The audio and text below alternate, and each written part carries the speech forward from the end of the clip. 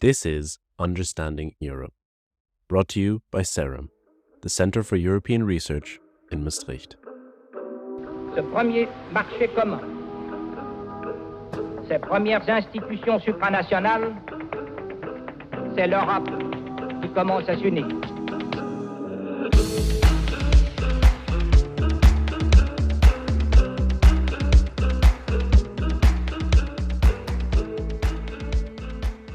Hello. Welcome back to episode 2 of our 3-episode series on democracy promotion. And this episode goes over the structured relationship between the European countries and their southern neighbourhoods.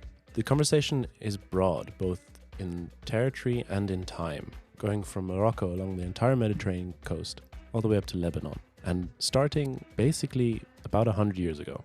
We're joined by Dr. Assem Dandashly, an expert in democracy promotion and in the MENA region. But before we dive in, we just want to note that anything said in this podcast doesn't reflect the positions held by CEREM or the European Union, but rather is that of the individuals involved in the conversation. So, with that in mind, let's dive in.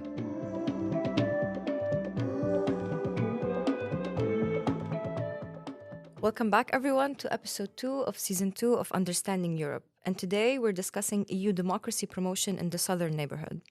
We are joined by a returning guest from season 1, Dr. Assem Dandashly, who is an associate professor at the Department of Political Science at Maastricht University. As an expert on EU-MENA relations, it was only natural to have him again for this episode. So welcome back, Dr. Dandashly. It's really good to have you back here. Thank you. Good to be back. So in this season, in season 2 of Understanding Europe, we're trying to understand how the EU approaches democracy promotion in its neighborhoods. And in episode 1, we already discussed the Eastern neighborhood. So now we want to understand how does it work for the Southern neighborhood. But before we ask any questions about democracy promotion, maybe first you can help us understand when we say Southern neighborhood, what does it actually mean and what nations are we referring to? Again, thanks for having me. When talking about the EU relations or the European community relations with the southern neighbors, with the MENA countries, the relations date back to the colonization period and the post-colonization period, which was followed by commercial agreements that date back to the 1970s. Several agreements were established between the European community and some countries in the Middle East and North African region. And these were mostly commercial agreements, trade agreements. However, things stayed like this until the 1980s and early till the end of the Cold War and the launch of the Maastricht Treaty, the launch of the European Union, also the changes in the international trade agreements with the establishment of the World Trade Organization. That pushed the European Union to think about a more comprehensive approach to the MENA region. And that's where in 1995, the Euromed partnership was created, or the Barcelona Declaration, in which the EU on one hand, and then we had countries from the southern neighborhood. And when we talk about the southern neighborhood, we're talking about like the Mediterranean Arab countries, the Arab Mediterranean countries, Morocco, Tunisia, Algeria, Libya, Egypt, Jordan, Lebanon, Syria. Not sure I missed any, but so we're talking about these countries. And so with the Barcelona Declaration, the agreement moved beyond just the commercial focus, in which we talk about the political aspect, the socio-economic aspect, security, in addition to the economy. And that was more comprehensive in a way, because issues related to democracy promotion, security were also part of this of the Barcelona Declaration. And this remained the situation until the enlargement of the European Union. And with the enlargement of the European Union, what we've seen is the borders of the EU expanded, not only to the eastern neighbors, in which we got closer to Russia, but also to the southern neighbors, with Cyprus and Malta joining the EU in 2004. And that meant that the EU borders came closer to the southern neighbors, which demanded also taking into consideration the geopolitical context and threats related to security, migration, also post September 11, the issue of terrorism, all this required a review of the Euromed partnership and what need to be done. And this is where, after the enlargement, the Big Bang enlargement of 2004, the European Neighbourhood Policy was launched, in which it put the Eastern partners, the 6 Eastern neighbours, in addition to the MENA countries, into the same basket. This wasn't really a great idea, especially that for the Eastern neighbours, it meant, as Barroso, I think, put it at that time, a ring of friends and everything but the institutions. And for the Eastern neighbours that were keen on joining, becoming the candidate members of the EU, that basically meant not anytime soon. For the Southern, it wasn't that much of an issue. But bringing 2 regions that are diverse, of course, there are similarities, but different histories, different traditions, different culture, different political system, etc. It wasn't really a great idea. However, soon after the European Neighbourhood Policy, Sarkozy, when I think he was the Minister of Interior, had this idea of creating the Union for the Mediterranean, which focused on a lot of issues related to security, energy, cultural exchange, having biannual meetings, more giving the MENA countries or the MENA elites more say on the agenda, more ownership of the agenda, without focusing a lot on the democracy aspect, because this wasn't going anywhere. And if we look at the history of EU democracy promotion in the region, starting from 1995 with the Barcelona Declaration until now, look at any democracy index, from the Economist Intelligence Unit to the Polity4 to the World Governance Indicators to Freedom House, none of the countries is democratic.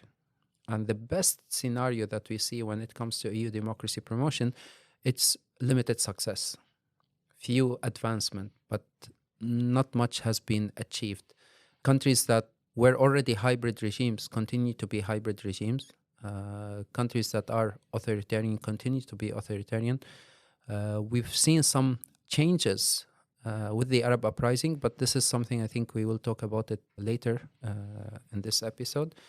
But you could see that with the Union for the Mediterranean, the focus was on issues that are more priorities and can be established in terms of security, economy, energy, cultural exchanges, etc. But democracy wasn't really the main focus. Then later on, we see the Arab uprising happened, in which there were some reviews of the neighborhood policy, 2011 followed by 2014. Then we had the global strategy, and since then, even the hopes that we had with the Arab uprising that this could be a window of opportunity for democracy to be strengthened in the region after the short democratic development in Tunisia, the very short one in Egypt, we see a democratic backsliding, and Tunisia and Egypt back to square one, or even worse than they were before under Ben Ali or Mubarak. And this is the situation that we see at the moment. And then in terms of EU democracy promotion, it's not really a priority for the EU, given all the advancement or the things that were happening in the region, and also from the Arab uprising until now, with the war in Libya, Syria, with the migration crisis, then the COVID issue, then the full-scale invasion of Ukraine, and then finally with the war in Gaza. All this doesn't help the EU in pushing for its democracy agenda and to prioritize different things, but also the way the EU handled many of these incidents, especially with respect to the refugee crisis, the refugees coming from Ukraine, and the war in Gaza. We see a lot of problems in how the EU approached these conflicts or these issues, and which had significant negative effect on the way the MENA region or the MENA people view the EU as a legitimate democracy promoter. So if I understand correctly, if we mention Southern Neighbourhood, then we're not including Gulf states or Turkey, or it's only the Middle East and Northern Africa countries, correct? So when we're talking about these the southern neighborhood, the focus is mostly on countries that are part of the ENP, the European Neighborhood Policy, and not all of them have signed association agreements or have action plans. Okay. And because this is not the case for Algeria, Libya, Syria. Lebanon has signed an association agreement, Tunisia, Morocco, Jordan, Egypt. And this association agreement, what does it entail with the European neighborhood policy? Is that what you mean? It is within the ENP. So, like, you need, in order to move forward with the implementation of policies, strengthening the relations, you need an agreement. And this also is every country will have an action plan, what needs to be done, etc. So some countries haven't even moved forward with developing these relations with the EU. With the Gulf countries, they have been highlighted in the global strategy, but not as part of ENP, because the global strategy also highlights the neighbors of the neighbors. But with the ENP, we're talking mostly about countries that have an association agreement, the Arab Mediterranean states. All right. Turkey was invited to the Union for the Mediterranean. However, Turkey is, I think, the longest candidate state. And after the AKP first winning elections and ruling the first term, there has been some progress in terms of democracy promotion, agreeing to the terms that the EU is pushing, the chapters, etc.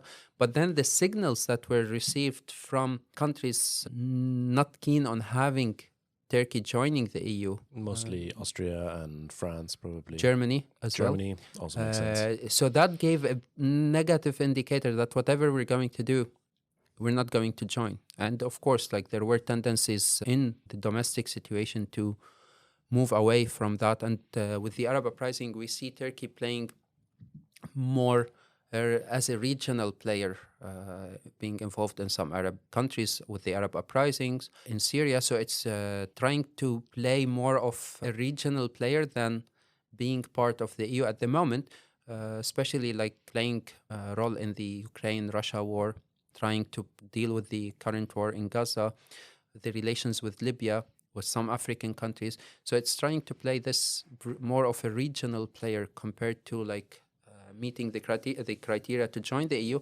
And I think with the second term of AKP in power, the interests of in joining the EU have to a certain extent not there anymore.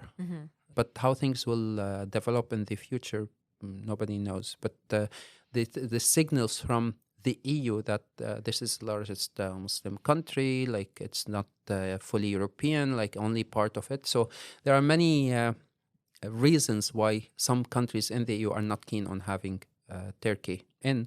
And then, like, talking about, since the theme is about democracy promotion, like when you look at the agreement that the EU signed with Turkey, despite the record on democracy and human rights in Turkey, it raises questions about which agreement specifically? Their the association agreement regarding the refugees, the Syrian refugees, they're returning them or so, and this raises questions about to what extent the EU is really serious about democracy promotion in the region, or is it more the security that dominates the interests of the EU and how the EU views the region? So then Turkey ultimately wasn't part of or isn't part of the Union for the Mediterranean because it was invited, but it's not part of the European Neighbourhood Policy. Also not. Okay. Yeah, it's not part of the European Neighbourhood Policy. It was invited to the Union for the Mediterranean, but for the ENP and being like part of the neighboring countries that everything but the institutions, it's not, because it had the candidate status. Yeah. And I think this was signed way far before. Yeah. That makes a lot of sense. And so you already mentioned this, and I was wondering if you could maybe elaborate a little bit more. So there's these two parallel systems in place now. There's the Union for the Mediterranean and the European Neighbourhood policies. They don't necessarily intertwine in terms of they're not interconnected systems. They're two separate regimes almost to govern relations. I wouldn't consider them like it's similar when we talk about like the Eastern Partnership. Yeah. It's like it doesn't move away from the EMP like general terms, and like everything in terms of institution at the institution level is governed by the European Neighbourhood Policy. So it was an attempt by Sarkozy to push the relations further because of the sort of stagnation in the relations, and also and especially in terms of democracy promotion, let us focus on security as like the key, but then also the other issues. And then with the joint biannual meetings, the joint ownership on the agenda, this will strengthen the application, the collaboration between the MENA countries and the EU, and also will help in applying the policies and also whatever is agreed in the association agreements and the action plans. So in some ways, it also mirrors what happened in the Eastern Neighbourhood with the Eastern Partnership as being kind of the organ to which to actually work within, and have the European Neighbourhood Policy be almost a guiding principle for from the EU perspective. True, and because also keep in mind that everything is based on the agreements that the EU signed with the bilaterally with the MENA countries, and also the action plans. So these are important in terms of the implementation of the association agreements. But one major difference, then you said, it's almost that in the AP it was baked in. Democracy promotion was a baked-in factor of how it was built. Which isn't the case for the Union for the Mediterranean at all. No, because like from the Barcelona Declaration 1995 until the EMP was launched 2004, in terms of democracy, the situation in the MENA countries didn't really change, which raised the question like to what extent the EU is really serious or keen on pushing for democracy in the region, and to what extent the MENA countries are interested in democratizing. But then in the agreement, Union for the Mediterranean, if we're comparing it with the Eastern Partnership, in the Eastern Partnership, there is maybe a goal of joining the EU or being part of the EU. Like, is there a similar goal with the Southern Neighbourhood? No, right? The accession to the EU is off the table, like especially that the countries are not European, geographically speaking. Yeah.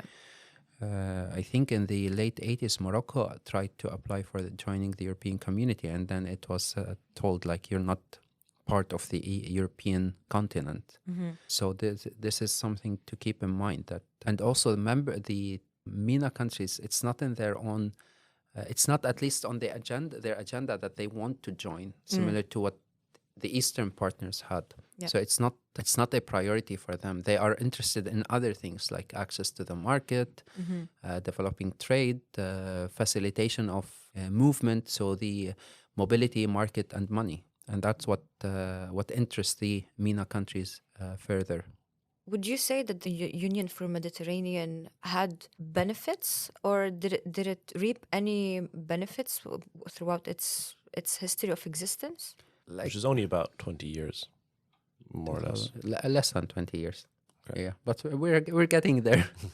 But to be honest, I think not only the Union for the Mediterranean, like the entire relations with the EU, if the focus is mostly economy, then you see some progress. Although we have to keep in mind that it also favors the EU at the expense of the MENA countries, because most of the MENA countries have a lot of agricultural products. And then like there are restrictions in those products to enter the EU. This is one thing.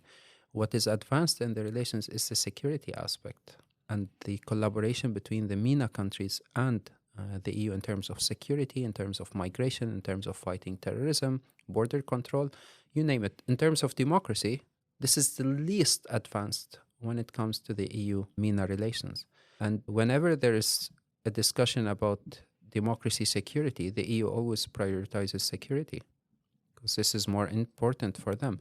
And this is also an area where member states have more say than the EU. So it's still like member states have different opinions, different interests, especially when we talk about Mediterranean EU members. What concerns them most is the migration and security. That's why we see a lot of agreements like Italy, Libya, Spain, Morocco, Now, like with the memorandum of understanding with Tunisia, the agreement with Turkey. Now they are trying also to sign an agreement, I think, with Egypt on migration. The same story with Lebanon. So what concerns them is mostly migration, security. And speaking of security, maybe to better understand the present reality of the region, we can revisit some defining events that shaped this reality. So we thought of defining them into 3 time frames. So if we start with 2011, 2010, mainly we're thinking of the Iraq invasion, September 11. While we know the US's approach to these very clearly, maybe in this episode we can focus on how did this shape the EU-MENA relations? Don't forget that 2001 to 2010 we had the, as we said earlier, the launch of the European Neighbourhood Policy and the Union for the Mediterranean. So that was the way the EU was dealing with the MENA. Now, you mentioned something about the Iraq invasion and the invasion of also Afghanistan. Yes. Now, the EU wasn't united on the invasion of Iraq. And this is where we see some EU member states participated in the US-led invasion of Iraq without a Security Council resolution at that time, I think. And also leadership in Europe was important because at that time I think Jacques Chirac was the president in France, and France was against the invasion of Iraq or didn't participate in the invasion, but some member states did. So there was a division among EU members, and that showed that the EU is not really united or coherent player. Yeah, I mean, notably also the British joined under Tony Blair. And the Germans were very hesitant. Now I don't remember if they did commit or not. Spain, maybe? Spain, Italy, Poland. Poland was on board. Was on board. So, but it showed that the EU is not united on that war. At the time, Poland wasn't a member of the European Union yet. Yes, true. So the EU was divided. So in a way, the EU didn't join the American invasion as the European Union, but member states separately. So it did shake the coherence of the EU in a way. But it also raised concerns about some of the member states who joined the invasion of Iraq, because everyone still remembers that the sanctions on Iraq led to over, I think, 1.5 million children dying because of the sanctions. The invasion wasn't based on any legit proof. It was just sort of retaliation by the Americans against Iraq and against Saddam, because the argument that there were weapons of mass destruction or all the things that were used weren't really proven to. They were proved to be it was false fabrications. Yeah, but it was sort of the response to September. We needed to do something, and then Afghanistan, because it hosted Al Qaeda and it was Taliban. I think for that, the Americans triggered Article 5, NATO, which I think was the first major time. So that I think that was also a different situation, because members of NATO would be obliged, otherwise it defeats the point of the alliance. Yeah, but still, you invaded a sovereign state. Regardless what we think about the current situation or the regime there or so, but it is invasion of a sovereign state. Importantly, without a Security Council resolution almost allowing it, yes, as it was during the first Iraq War. Yeah. So it was invading a sovereign state, and then this is something that you hear nowadays from countries in what is called Global South. Like, you want us to support the Ukrainians against the Russian war because Russia has violated international law, has violated the sovereignty of a state.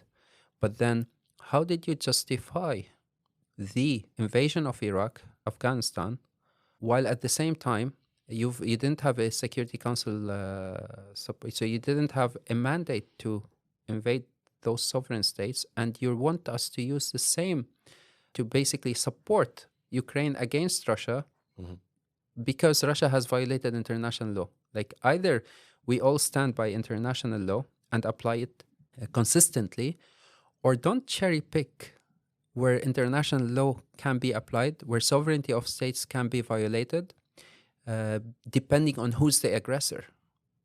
And this is something that you hear and see more and more, and you hear more voices, loud voices, criticizing these double standards.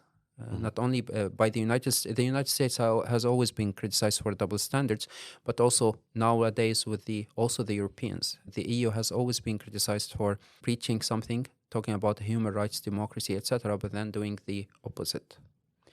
And so this, when we look at that period, it did affect the EU, but specifically some member states, and mostly the US, because it was the one in the image.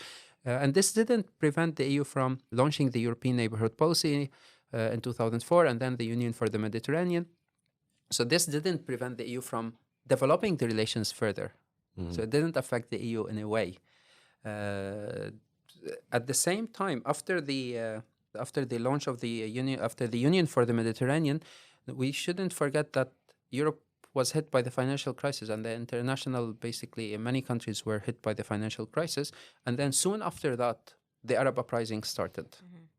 I don't think it's necessary to talk about why the Arab uprising happened, but there are many different factors: socioeconomic, social justice, long decades of authoritarianism.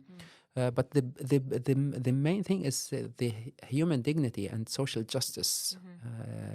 In many of the slogans of the protests, what we see is bread, food, water, dignity. And that's why, like, when you talk about the Tunisian revolution, it's a dignity revolution. So these were some of the reasons why people protested. Now, the EU response to the protests erupting in Tunisia were surprise. We're a surprise for the EU, because you could expect something like that to happen in another country, but Tunisia was ruled in a very it's a police state. So for this to happen in Tunisia was a surprise. And the EU was caught off guard, basically. It was a wait and see. The French were heavily criticized for supporting Ben Ali against the protesters. So this was heavily criticized by countries in the MENA and also by the people. Not only this, but other countries like the United States, Turkey were faster in supporting the protesters. But we also see this later on with Libya. The French rushed to have the NATO to intervene, and the NATO to launch attacks, and basically they managed to kill Gaddafi.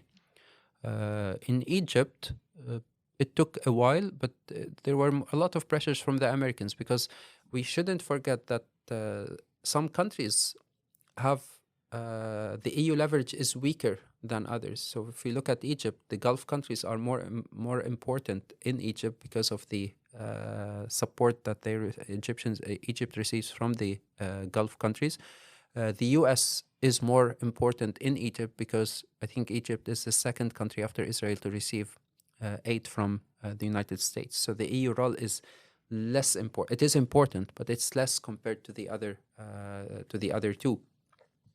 So we see also different reaction of the EU to what was happening after the Arab uprisings, with respect to Libya, with respect to Syria, with respect to Tunisia, and with respect to Egypt.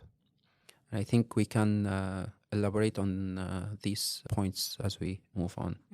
And you mentioned something very important, that the EU leverage is weaker in different MENA countries in comparison to other global actors. So if you shift a bit, we talked about Tunisia and Egypt. If we shift a bit to Syria and Lebanon, how does it look like over there with the EU leverage? Keep in mind, Syria didn't really have the association agreement signed or ratified, so they didn't move forward with the relations with the EU. Also, Syria, with the Arab uprising, the role of Russia, Iran, increased significantly in Syria.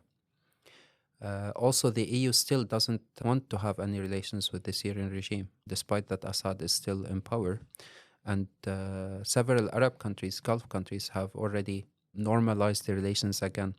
Lebanon has a lot of different players involved, although of the strong EU relations, EU-Lebanon relations, but you also have, over the years, Iran has been more involved in Lebanon, but still the EU has a very strong relations with Lebanon. But still, like when it comes to democracy promotion, it's not really the major thing that the EU promotes. And now they are trying to discuss with the Lebanese authorities to keep the Syrian refugees in Lebanon and not to send them back to Syria, even if there are safe places in Syria to send them to.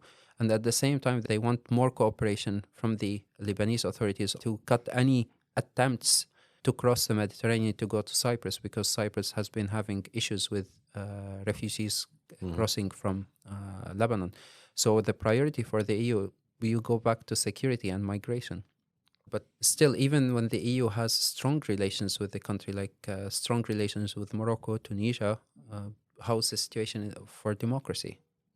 No progress. And the only time when democracy progressed in Tunisia was locally driven, and the EU role was supportive. But it was when the people went to the streets, pushed Ben Ali to flee to Saudi Arabia, established a democratic system, and was in transition until Kais Saied took over, and then we went back to democratic backsliding and to square one. But this didn't prevent the EU from going to Tunisia and agreeing on dealing with migration and a new agreement, and also ignoring anything related to the democratic backsliding and the crackdown on freedoms and democracy in Tunisia. Same story in Egypt, with the military coup in Egypt in 2013. Aside from the shy voices in some EU countries, nobody even bothered, because they were happy to see the Muslim Brotherhood gone. Yeah. And the only one who I think visited Morsi when he was still in house prison, I think was the High Representative. She was the one who visited him and called that to respect the rights of prisoners, etc., etc. But no one even was concerned that Egypt was moving back to to a dictatorship. No one is concerned that Tunisia, which was referenced in the global strategy as a role model for democracy for the region, is not even close to that role model because of the democratic backsliding after Kais Saied took over. So when it comes to these issues, we don't see that democracy is a priority, even when the EU has leverage over those countries.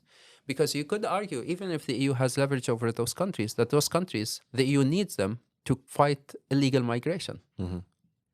So in a way, the EU cannot force its agenda on those countries, because also one of the things that the EU is criticized for is this colonial approach, trying to push its own liberal Western democracy, regardless of the local context, the local agency, the culture, the traditions.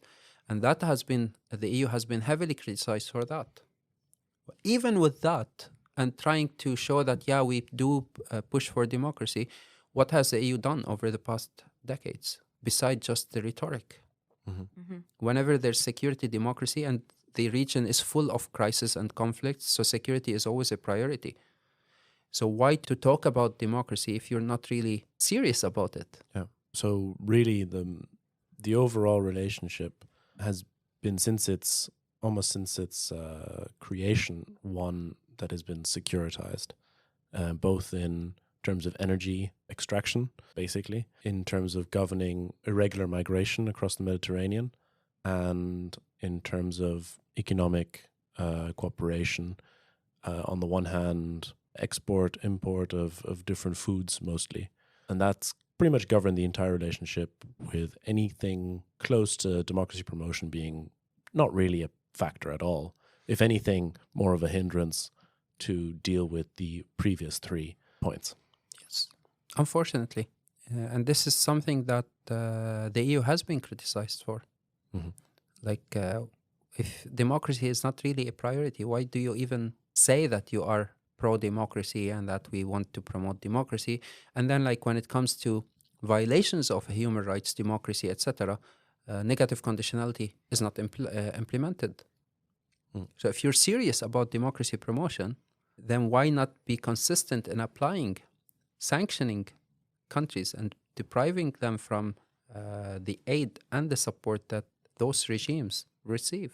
But the opposite happens. Like you sign agreements with those countries, energy agreements with those countries, security agreements with those countries, even if you see that the situation is very bad when it comes to human rights or the economic situation. So, for example, in Lebanon, if we are serious about the human dignity, the value of a human life, the importance of human rights, and we are keeping over 1.2 million Syrian refugees in a country that is a failed state, that nothing is functioning in the country, and we are forcing they have to stay there. Like, where's all this, the values, the norms that we stand by, the importance of a human life, and the importance of a human is to live in dignity and to be able to afford a living and to be able to afford education, proper healthcare. When you are forcing them to stay in a country and you give like what can be called a bribe, that's what the local newspapers highlighted in the latest package that the EU planning to give Lebanon, that the EU is bribing Lebanon using its economic crisis to basically keep the refugees there. Like, but if you're serious about human rights, all these rights that you keep telling us about, like, you wouldn't even allow that to happen. But no, just keep them there. We don't want them. And that's the message that you receive from the EU. That also takes us to the current situation in the region with the war on Gaza, with turning the blind eye to human rights violations and war crimes. And most people were comparing the EU's reaction to what is going on in Gaza to the full-scale invasion of Ukraine, where the EU was very fast to sanction, very fast to condemn. While the atrocities keep on happening, the EU keeps its, I'm going to call it the unconditional support for the Israeli government. So what has that also done to the EU's image as a democracy promoter in the region? Now, the EU democracy promotion image has been deteriorating since the Arab uprising. Like, the EU can have good relations with the elites, but the elites are not even considered to be legitimate by significant sections of the society, because, like, we're talking about dictators.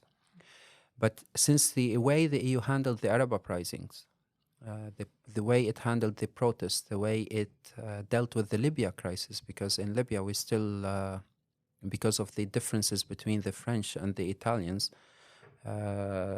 Italy supporting one group, French supporting other group, other players supporting other groups, all this like led to nowhere, and the situation is worse. To reach a stage where people tell you like, we miss Gaddafi's time, or we miss Mubarak's time, or we miss like that dictator's time, it tells you something about the way the EU and the international community have responded to these crises. It made them worse than they used to be before. But coming back to the issue of EU as a legitimate player in democracy promotion, so first, the way the EU handled the Arab uprising.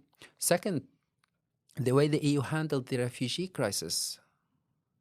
That, like, we don't want them, they are different, they are non-Europeans, they are non-white, etc.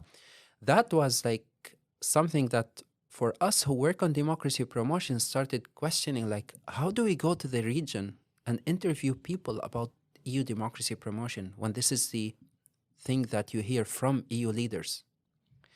Then after that, with the full-scale invasion and the support that like without even thinking, condemning Russia, etc., and condemning Russia rightfully for invading a sovereign state, where no one can say anything else, and the support for Ukraine, while also the refugees that were coming from Ukraine, the way they were viewed, like if you're a Ukrainian or a white person, how these were treated compared to the colored people coming from Ukraine.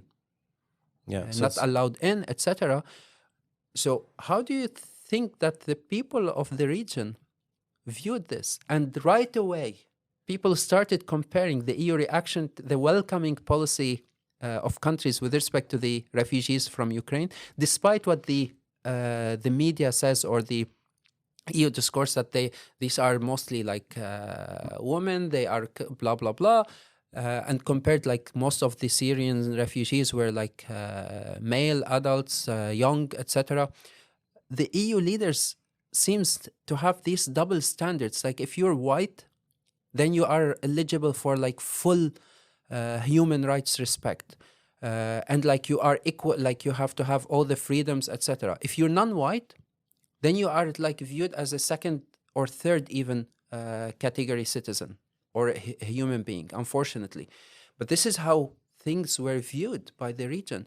Also, like, when we are looking at the situation, like, people spending few thousand euros, taking this dangerous trip, risking everything to get to safety, it means that what they are escaping from is far worse than taking that trip. And we treat them from a very securitized perspective. We sign agreements with all these countries, just keep them there, don't let refugees come. This basically had a very negative effect on the EU as a legitimate human rights protector, democracy. And then what happened with the position on the war on Gaza, that was basically, that's it. Whatever happened, over 34,000 people are dead. Over 70,000 are injured. Over 65% are women and children. And the EU still doesn't have the power or use its economic power to push a ceasefire, a full ceasefire. The only thing that you hear is the hostages, the hostages, the hostages. We agree that there are hostages that need to be freed. But what about the thousands that were arrested since October 7 in the West Bank? Nobody from the EU seems to think about them. What about the thousands who are in Israeli prisons and who are under administrative arrest? Different ages, different genders. Whatever you hear from the EU and the Americans is the hostages, the hostages, the hostages. And like, seriously, what about the Palestinians? They don't, unfortunately, the way you see it, we don't count. Okay, 1,200 were killed on October 7, and that's totally wrong, whatever you want to say about it in terms of what happened. But does this justify over 100,000 between injured and dead? Entire Gaza is destroyed. Hospitals are destroyed. Mosques are destroyed. Churches are destroyed. Schools, universities, everything. And the EU is watching. And you see it. Germany doesn't even allow a ceasefire to talk about ceasefire. Austria, the same story. France was supporting Israel unconditionally. The UK, some East European countries, the United States. Yeah, we want a ceasefire. And then we vetoed ceasefire in the Security Council. We want a two-state solution, but we veto the recognition of Palestine as a full member in the United Nations. We want to support the humanitarian aid to Gaza. We are providing humanitarian aid with this Israeli bloc, most of it. And then the package has 99% of it goes to the military aid to Israel, and 1% goes in humanitarian aid. And then for the EU, standing by the killing, not calling those war crimes as such, not pressuring Israel to stop this bloodshed. How do you think, for me as a person from the region, seeing this, killing is wrong, regardless what, killing of anyone, regardless of their ethnicity, race, gender, color, is wrong. International law should be applied everywhere. Mm-hmm. But I cannot say that I stand by international law, but then Israel, the only thing you hear, Israel has the right to defend itself. And if I criticize the amount of bloodshed in Gaza, I am anti-Semitic. Which even in international law, the right to defend itself is also problematic, because you cannot defend itself against someone you're oppressing. It's not a state against a state. It's an occupational force against occupied people. So all this that is happening how do you think that the people of the region view the EU now? Before, we always had, as people from the region, we always viewed the EU more positively compared to the US. Now, they are in the similar bad situation. And they also, like, as I am Lebanese, the only thing that you hear from the French is they are concerned about the Israeli security on the northern, on the borders with Lebanon. But what about the entire villages that were wiped clean by Israeli attacks? This is not condemned, nothing.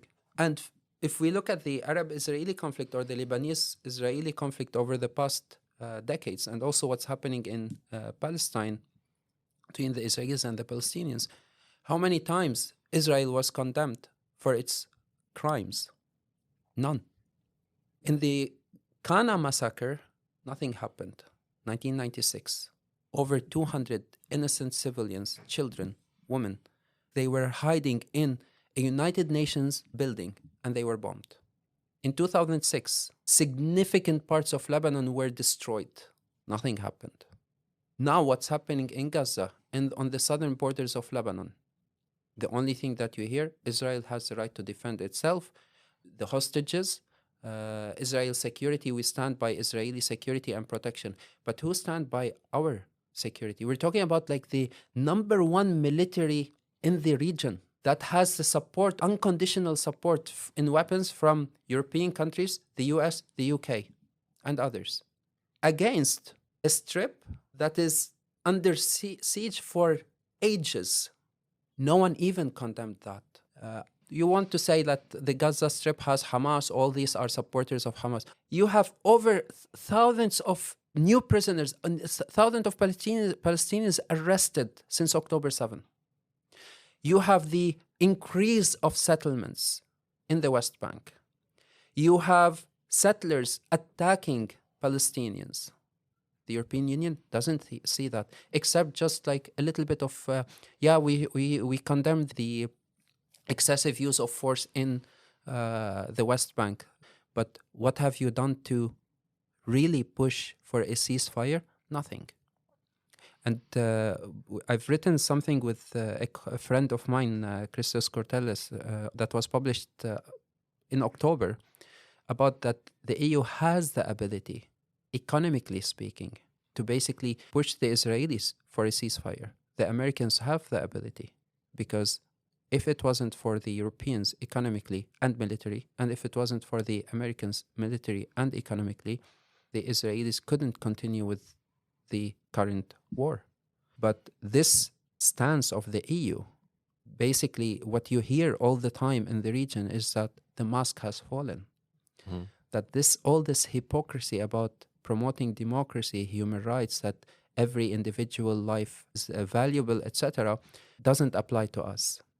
And apparently, as I think one MEP put it in the parliament, apparently human rights does have a skin color. Yeah, I think also the hypocrisy really was crystallized when foreign aid workers were targeted in Gaza, and that caused way more attention than the 35,000 killings that had already been done in Gaza. And but I also want to ask you something, since we're talking about the masks have fallen of the EU in the region. I want to ask if that mask has fallen for civil society and elites alike, or do the authorities in the MENA region have different relations with the EU? We know that Jordan, for example, is very eager to make connections or agreements with the EU still, but civil society level, the mask has definitely fallen. But I am curious about the elite level and what the authorities of those states are doing vis-a-vis the EU's approach to Gaza. Like for the elites, they don't care much. For them, it's just about securing their power. And for them, it's mostly about staying in power. Like they are dictators. The EU turns a blind eye for their silence to what is happening in Gaza. But the thing is, they don't understand that the gap between the people and their leaders has grown really, really massively. They can use oppression, because like in all these countries, you're not even allowed to protest properly. You can be arrested, etc. So for the elites, it's all about them staying in power, showing the West that we are your loyal allies, that you can rely on us. And for the civil society organizations, for the public, the mask has fallen totally. And also using, for some EU countries, to use that if a civil society organization criticizes Israel, then this will be deprived, or the support, the foreign aid will stop because of that. It also had significant effect on the image of the EU. Mm-hmm. So the public has when you talk to anyone in the region, from Morocco in the west to Jordanians to Lebanese to Egyptians, Tunisians, etc., no one trusts the EU anymore, because when you see the amount of support that Israel has from the EU blindly, and no one is really, except for a few countries such as Ireland or Spain, criticizing the mass killing in Gaza, what does this tell or shows the international community? But hasn't also the EU been turning a blind eye to the democratic backsliding in Israel itself? Because I know that there's a lot of protests in Israel against Netanyahu's government and his war on the Gaza Strip. So I'm also even before that with the judicial the democratic backsliding in Israel have been ongoing for the past over a decade. Mm-hmm. Keep in mind that we had right-wing party ruling the country for such a long time, and the entire society was socialized closer to the moving in the extreme right direction. So even with that, we saw the attempted cracks on the judiciary, some things that Netanyahu has been trying to do. But how much criticism do we see for that? Nothing. It's similar to the turning a blind eye to all the democratic backslidings and the excessive use of force and the authoritarian regimes in the MENA region. Not only the democratic backsliding in Israel, but ignoring everything that is happening, as if every day few hundreds die in Gaza, they just don't numbers. count. It's just numbers. And then if you dare to criticize Israel, the first thing they use against you is we're being anti-Semitic. Isn't it that a human life matters? How do you expect this to be reflected or to be seen in the eyes of the Arabs and those who are pro-Palestine and pro-justice? And what we see is also that the global South countries, from Africa to Latin America, are standing against the injustice that the Western world is showing us. And unfortunately, what the war on Gaza and also the way the EU has handled all the crises shows that the colonial mentality that they have in many EU countries is still there. Yeah. I was wondering, within the European neighbourhood policy, it does normally explicitly say that human rights and democracy are part of it. And from what we've talked about here, going from basically Morocco up to Lebanon along the coast, it seems that it's absolutely just not replied, unilaterally mostly from the EU side. And with the current context of the last 15 years between the situation post Arab uprising, with multiple interventions by Russia and America in Syria, or by France and America in Libya, and over the last decade, the continual encroachment of Israeli settlers into the West Bank, and the continued open air prison situation almost in Gaza until now, where it's no longer an open air prison but rather a graveyard. Is there any way that EU institutions and the cacophony that is European foreign policy can reform within the existing frameworks to address these issues mainly, and somehow reclaim legitimacy and the ability to become an actor in that whole region? I think the damage is really deep, especially to EU legitimacy. And this will take time before you can legitimize your presence as a democracy promoter. Because whoever you talk to, how you're going to tell your kids are teenagers seeing all what's happening, turning a blind eye by the EU, the West in general, to these crimes. How you're going to tell them that, yeah, no, like the EU is pro-democracy, is a supporter of human rights? How do you think this, how long will it take to clean the image of the EU? Because this has been deteriorating since the way the EU dealt with, for like turning a blind eye for democracy for ages, and also more recently, like in terms of dealing with the refugee crisis, etc. Mm-hmm. How long did it take the former colonies, even until now, to basically have a sort of a better image in the former colonies? So it will take a lot of time, if it will ever change, because the EU has never been serious about really standing by the rules that has been established or put in the in those agreements. They do talk about the human rights, democracy, etc. But when did they really enforce it? Of course, you see some local initiatives like on gender equality. The EU supports that, of course, because it comes from the locals. But at the same time, the EU support has, even the support of the EU to civil society organizations have been cherry picking. Like if it is a likely minded civil society organization, we support them. If it has like, it's more traditional, has religious aspect, no. Isn't there also a disconnect between funding local initiatives that mirror their values and then going to the authorities and doing other type of agreements that wouldn't necessarily help civil society itself, but maybe help securitize the region for the EU itself? So it seems like there's a disconnect between what the EU does on a civil society level and on an authority level. Yeah, absolutely. And also keep in mind that even dictatorship, the authoritarian regimes need some sense of legitimacy. So keeping those civil society organizations operating at a very low level without affecting the strength of the regime and the authoritarian dimension of the regime is something that we see. In terms of gender equality, we see some progress. In terms of minority rights, we see some progress. In terms of digitalization of institutions like e-governance, etc., we see progress. In terms of political corruption, no. In terms of like changing the entire system more closer to a democratic system, transition, consolidation of democracy, it doesn't happen. Rule of law, things like this. No. And we don't see much progress or change. Also, the problem is, if you are willing on having a positive democratic change, are you willing to accept who's going to win the elections? Very because important.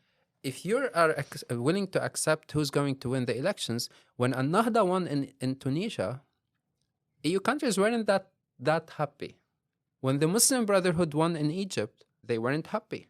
When the military coup happened, they all weren't concerned that the military is back to power. Mm-hmm. So if you are really serious about democracy promotion and you're serious about elections, free, fair elections, you need to accept whoever wins the election. And not like if someone who's likely minded like us, who's likely minded, to deal with, yeah, we accept the results. And if it is not, then like we have issues with that. This is the hypocrisy and the double standards that we have been seeing for decades. So the main, I guess, criticism then is this double standard, this inability of the EU to go past its cognitive dissonance of saying one thing and promoting another. Yeah. And with the recent years, the EU is a hypocritical player. It says something, it does the opposite. And it went from being a player that was almost vindicated from its colonial past and seen as a net positive, which is rare for any foreign influence, to now be seen in a similar vein to the United States. And other negatively. Negatively. Unfortunately, but that's the thing that the EU brought to itself. And when you see how like the president of the Commission, or you see some EU leaders backing what's happening in Gaza, regardless of what's happening, blindly, what does this tell us? human rights, don't they apply everywhere? They are supposed to be universal rights as the EU claims, but apparently not really. I think, although it's a bit of a somber note, I think it's probably an appropriate one to end on. But before we finish, we have our secondary sources section where we ask our guests to bring some further material for anybody interested in the conversation that we led that they can dig into. Do you have anything for us? I think I have few videos that are on the EMP, and they they are available on YouTube. But we wrote with Gergana, we talked about it last time in the episodes from last year. Yeah. About the EU democracy promotion in times of internal rule of law crisis, the EU and its neighborhood. At that time, we also look at the legitimacy of the EU, and it was viewed a little bit better compared to this situation now. So that could be something that worth reading. There are also some writings on normative empire Europe by Del Sarto, or I just had an article published in Democratization on corruption in the region, political corruption, and the role of external players, including the EU, which was published just today in Democratization.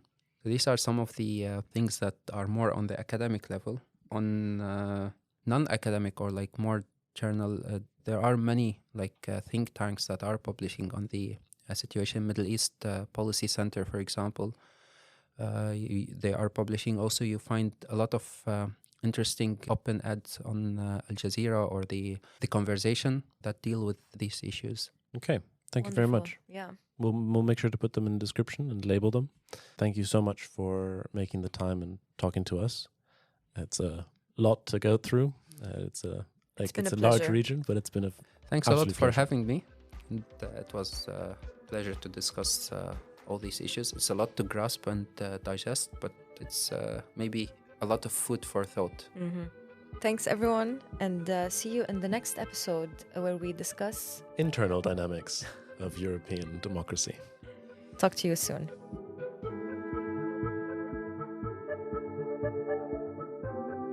This podcast episode was produced, recorded, and edited by Brendan Hogan and Charelle Abdullah.